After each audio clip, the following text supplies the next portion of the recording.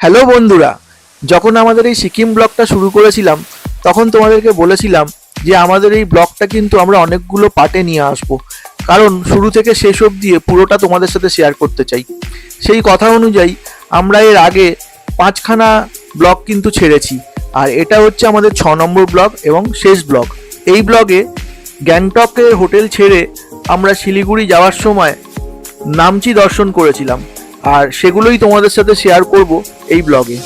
তো আবারও একবার তোমাদেরকে ওয়েলকাম জানাচ্ছি আমাদের চ্যানেল দ্য এপিক শর্মিষ্ঠায়।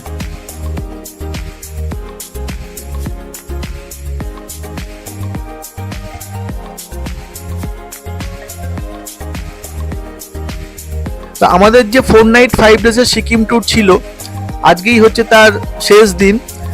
আমরা সিকিমকে বাই বাই করে গ্যাংটকের হোটেল ছেড়ে দিলাম। আমরা চলেছি শিলিগুড়ি বা এনজেপি যাই বলো, সেই রাস্তায় আমাদের ট্রেন ধরার জন্যে। তো যাওয়ার সময় আমরা ঠিক করেছি যে নামচি সাইট সিনটা, যেটা সাউথ সিকিমে অবস্থিত, সেটা করে তারপরে আমরা শিলিগুড়ি যাব। তো চলেছি আমরা নামচির পথে। গ্যাংটক থেকে নামচি যেতে কিন্তু প্রায় 2.5 থেকে 3 ঘন্টা সময় লাগে। নামচি যাব, নামচি গিয়ে নামচি দর্শন করব এবং তারপরে ওখান থেকে সোজা চলে যাব আমরা শিলিগুড়ি বা এনজেপির উদ্দেশ্যে।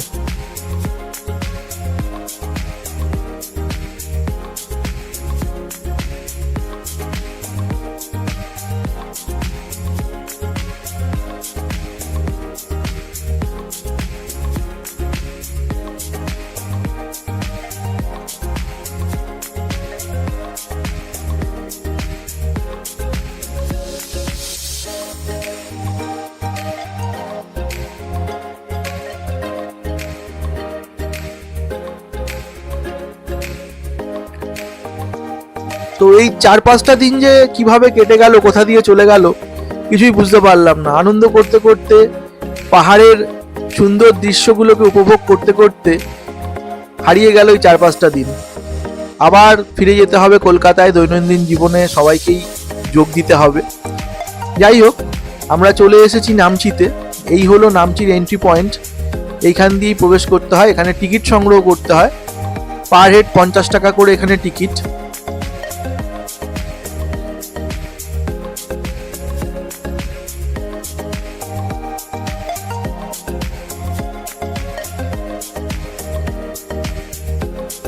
যেহেতু এখানে আসতে গ্যাংটক থেকে প্রায় 2.5 থেকে 3 ঘন্টা সময় লাগে এবং 4 দিন 5 দিন ট্যুর করে সাইট সিন করে সবাই খুব ক্লান্ত, তা আসার সময় সবাই একটু বিরক্ত বোধ করছিল যে এতটা রাস্তা জার্নি করে আবার যেতে হচ্ছে, কোথায় যাব, কি দেখব। মোটামুটি ট্যুরের উদ্যোক্তা বা ট্যুর প্ল্যানার তো আমিই ছিলাম, তাই আমারও মনে হচ্ছিল যে সবাই একটু বিরক্ত বোধ করছে। যেখানে নিয়ে যাচ্ছি তারপর কি তাদেরকে খুশি করতে পারবো? না হলে সব দোষ তো এসে পড়বে আমার ঘাড়ে। কারণ যে সব দায়িত্ব পালন করে, দোষের ভাগিদারি তো সবশেষে তাকেই হতে হয়। সব দায়িত্ব যে পালন করে, সব কিছুতে যে প্রথমে এগিয়ে যায়, সমস্ত কাজে যে প্রথম থাকে, সবশেষে তাকেই সব কিছুর কথা শুনতে হয়, সমস্ত দোষের ভাগিদারি হতে হয়। ভালো কিছু হলে কেউ প্রশংসা করুক না করুক, দোষটা দিতে কেউ ছাড়ে না। তাই খুব চিন্তায় ছিলাম, জানি না সবার পছন্দ হবে কিনা জায়গাটা, এতটা জার্নি করিয়ে সবাইকে নিয়ে যাচ্ছি। ভেতরে ঢুকেই এখানে একটা শিব মূর্তি রয়েছে এবং তার পাশে যে 4 ধাম, সেই মন্দিরগুলোকে সুন্দর করে এখানে একটা মডেলের মতো তৈরি করা রয়েছে, যেটা দেখে বোঝা যাবে যে ভেতরে কি কি আছে। সেটাই একটা মডেল মতো বা ম্যাপের আকারে তৈরি করে রেখেছে।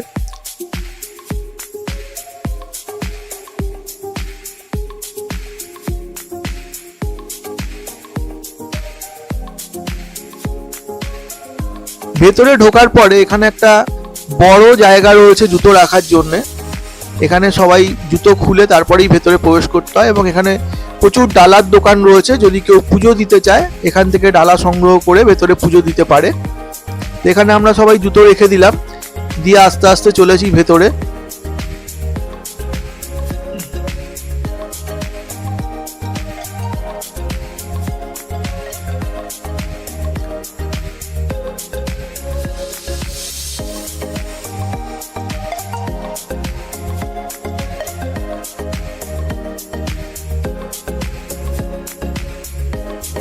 একটা অদ্ভুত ব্যাপার, যখন গ্যাংটক থেকে আমরা আসছিলাম রাস্তায় প্রচণ্ড রোদ্দুর ছিল এবং বেশ গরম লাগছিল।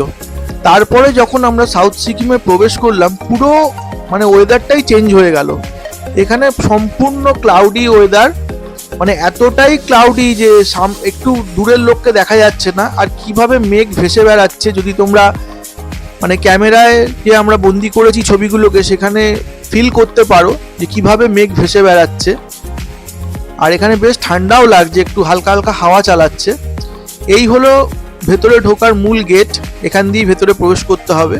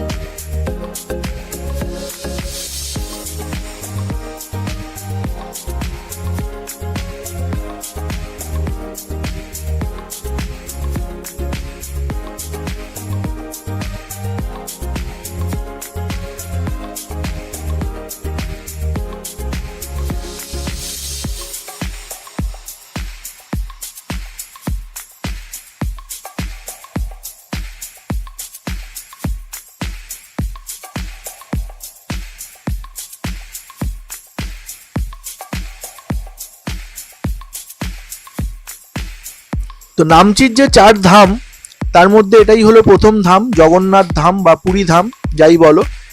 আমাদের পুরীতে যে জগন্নাথ দেবের মন্দির আছে সেইটার অনুকরণেই এই মন্দিরটা তৈরি করা হয়েছে এবং ভেতরে জগন্নাথ, বলরাম, সুভদ্রার মূর্তি রয়েছে। 4টি ধামের একটি ধাম হলো এটি।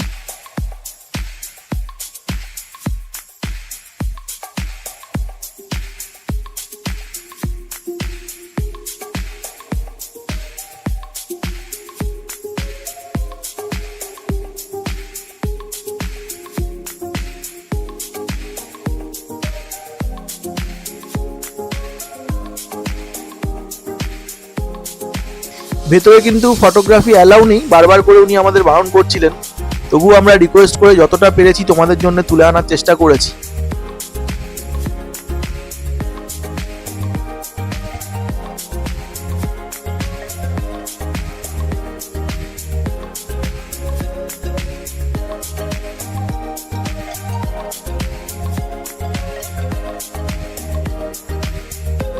তো জগন্নাথ ধাম থেকে বেরিয়ে এলাম, এরপর যাব আমরা এর পরবর্তী যে ধাম আছে সেখানে।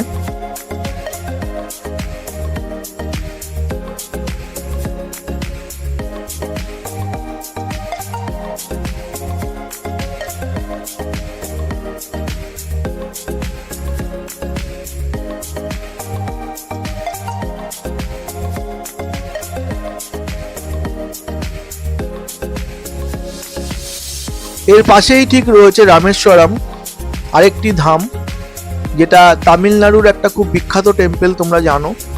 সেই রামেশ্বরমের ডিজাইনে বা সেই অনুকরণে এখানে মন্দিরটা তৈরি করা হয়েছে।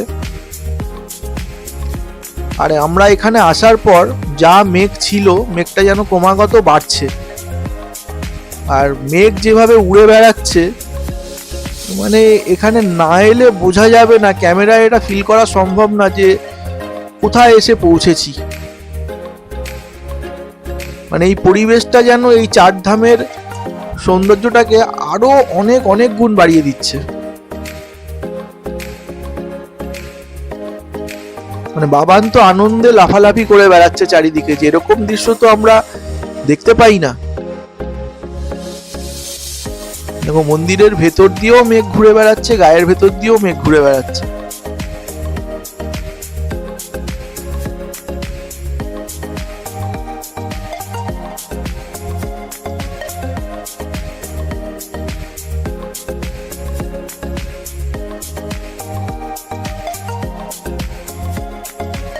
রামেশ্বরম টেম্পলের ভেতরে কিন্তু শিবজির মূর্তি রয়েছে, আমাদের শিব ঠাকুরের মূর্তি, এবং ওয়ালগুলোতে নানা রকম দেবদেবীর নানা রকম মূর্তি খোদাই করা রয়েছে।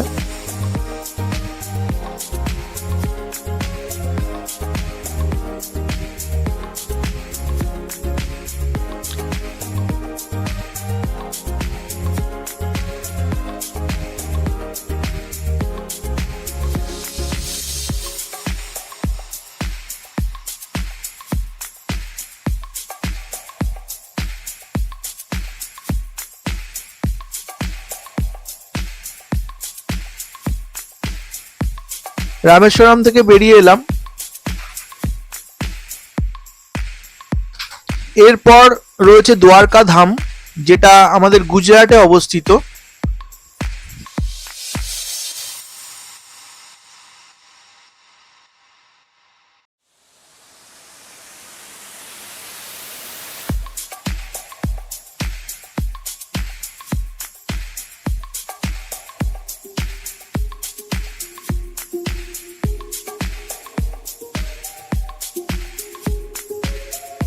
দ্বারকা ধামের ভেতরে কিন্তু গেলেই দেখতে পাওয়া যাবে কৃষ্ণ ঠাকুরকে। সব জায়গায় কিন্তু এখানে ফটোগ্রাফি প্রোহাইবিটেড, তবু আমরা লুকিয়ে চুরিয়ে ফটোগ্রাফি করে এনেছি।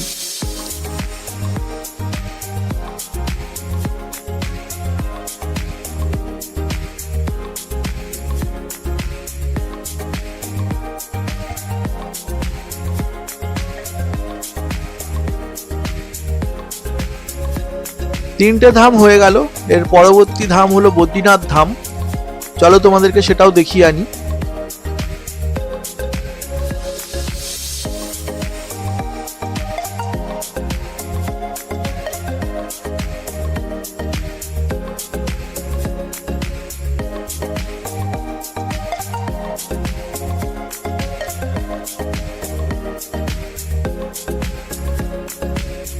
এই হচ্ছে বদ্রীনাথ ধাম।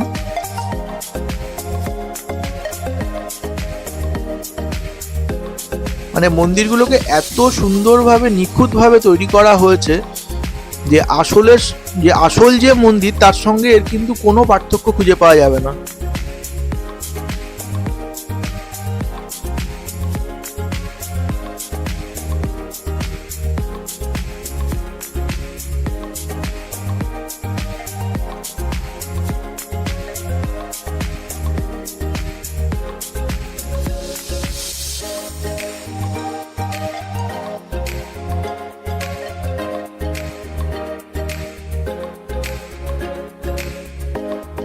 এই বদ্রীনাথ ধামটা অবস্থিত আমাদের উত্তরাখণ্ডে, আর এর ভেতরে ভগবান বিষ্ণুকে পুজো করা হয়।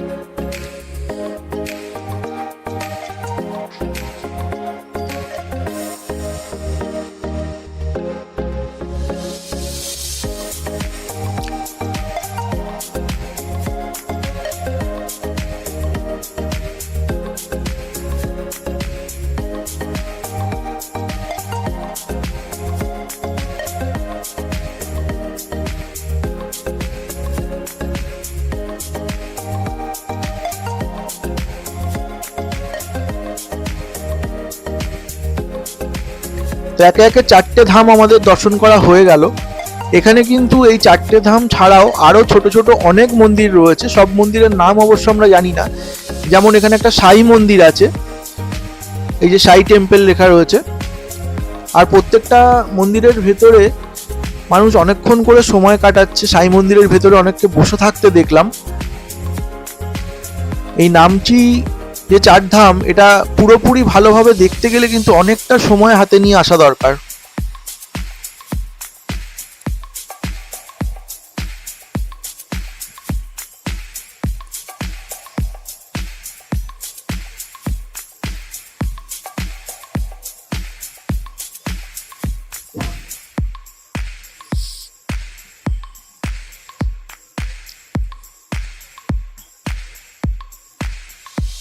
দেখো এই সাই টেম্পলের ভেতরটাও অনেকটাই বড়, অনেকে এখানে বসে রয়েছে। খুব শান্ত ভেতরের পরিবেশটা, নিস্তব্ধ একদম।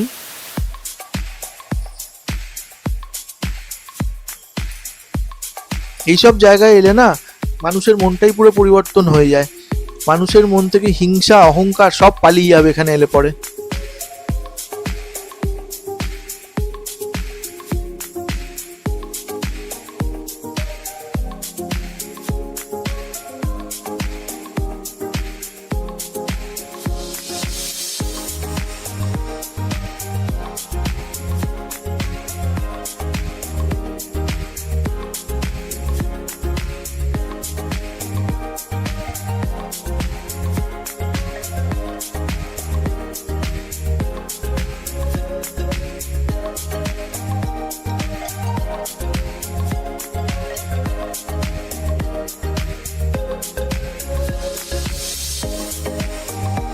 এটিও আরেকটি মন্দির। এখানে লেখা রয়েছে মল্লিকার্জুনা জ্যোতির্লিঙ্গা। হয়তো সাউথ ইন্ডিয়ার সাইডের কোনো মন্দিরের আদলে এটা তৈরি করা হয়েছে। বললাম তোমাদের এই চারধাম ছাড়াও ভেতরে অনেক মন্দির আছে, সবগুলো অবশ্য আমরা ঘুরেও উঠতে পারিনি, কারণ অনেকটা টাইম দরকার ভেতরটা পুরোপুরি ভালো করে ঘুরতে গেলে।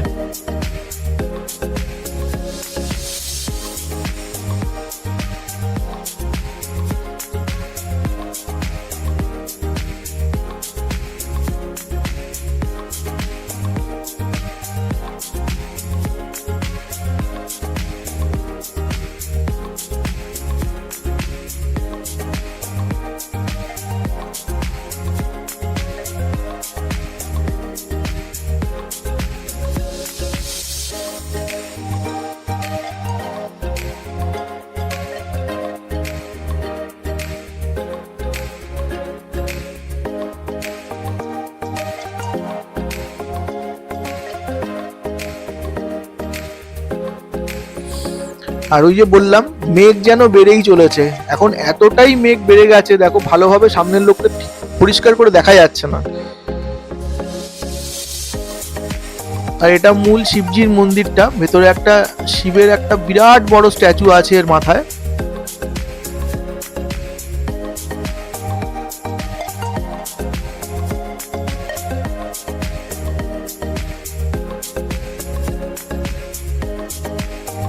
ভেতরে শিবলিঙ্গ রয়েছে, সবাই এখানে শিবের মাথায় জল ঢালছে।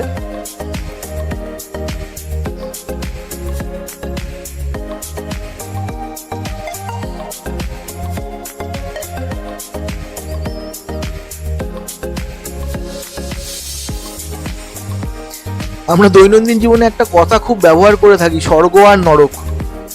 জীবিত অবস্থায় কেউ তো কোনোদিন স্বর্গ দেখেছে বলে মনে হয় না। সবার কাছে স্বর্গটা একটা কল্পনার জগৎ, বা অনেক মুভিতে আমরা দেখেছি যে স্বর্গর মতো কল্পনা করে একটা সেট বানানো হয়েছে, সেখানে শুটিং হয়েছে। আমার মনে হয় এর থেকে সুন্দর স্বর্গ হবে না। জীবিত অবস্থাতেই আমরা যেন স্বর্গ দর্শন করে গেলাম। মানে এই যে কোথায় এসে আমরা পৌঁছেছি, জানি না তোমরা ক্যামেরার ফ্রেমে কতটা এটাকে ফিল করতে পারছো।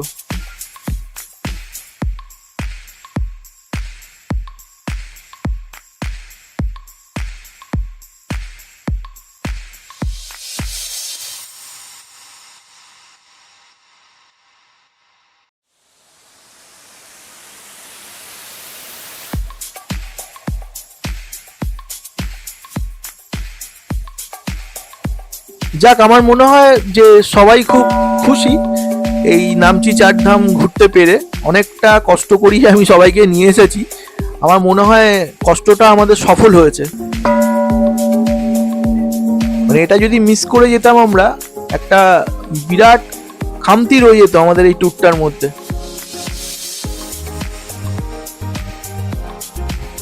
আর যদিও আমাদের প্ল্যান ছিল সাউথ সিকিমের আরো দু একটা স্পট ঘুরে দেখার, কিন্তু সময়ের অভাবে আমরা সেগুলো যেতে পারলাম না। কিন্তু যেটা দেখলাম সেটাতেই যেন প্রাণ পুরো জুড়িয়ে গেল।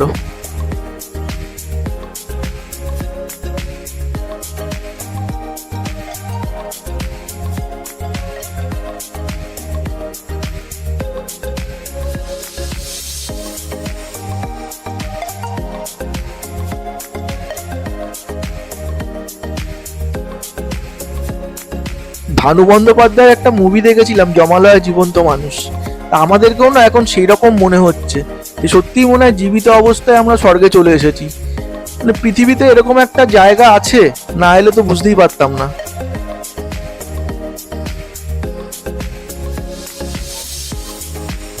বেরিয়ে যাওয়ার পথে এখানে একটা পরশুরামের একটা বড় স্ট্যাচু রয়েছে।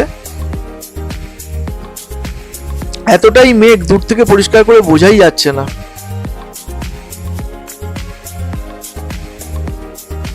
আর এত মেঘের খেলা চলছে বলেই এই জায়গাটা যেন আরো বেশি স্বর্গীয় হয়ে উঠেছে। মনে হয় ঝলমলে দিন থাকলে এতটা ভালো লাগতো না।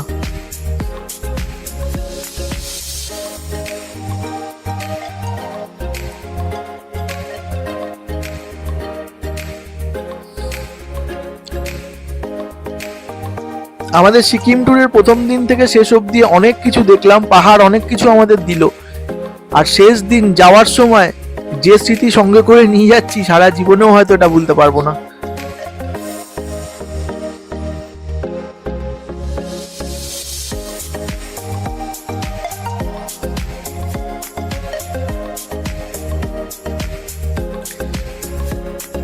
তো এই পার্টটা শেষ হওয়ার সঙ্গে সঙ্গেই আমাদের সিকিম ব্লগের যে 6টা পার্ট আমরা নিয়ে এসেছিলাম সেটা শেষ করছি। আমাদের পুরো সিকিম ট্যুরটা তোমাদের সাথে আমরা শেয়ার করলাম, প্রথম থেকে শেষ অবধি আমরা যা যা দেখেছি কোনো কিছু স্কিপ না করে তোমাদেরকে সবকিছু দেখালাম। যদি ভালো লাগে অবশ্যই লাইক কমেন্ট করো, বন্ধুদের সাথে শেয়ার করো। আর প্রতিবারের মতো বলবো, ভিডিও পছন্দ হলে সাবস্ক্রাইব করো, আমাদের পাশে থেকো, তাহলে আবার এরকম ভিডিও নিয়ে আসার জন্য অনেকটা উৎসাহ পাবো। সবকিছু শেষ করে শিলিগুড়ি পৌঁছে এবার আমাদের বাড়ি ফেরার পালা।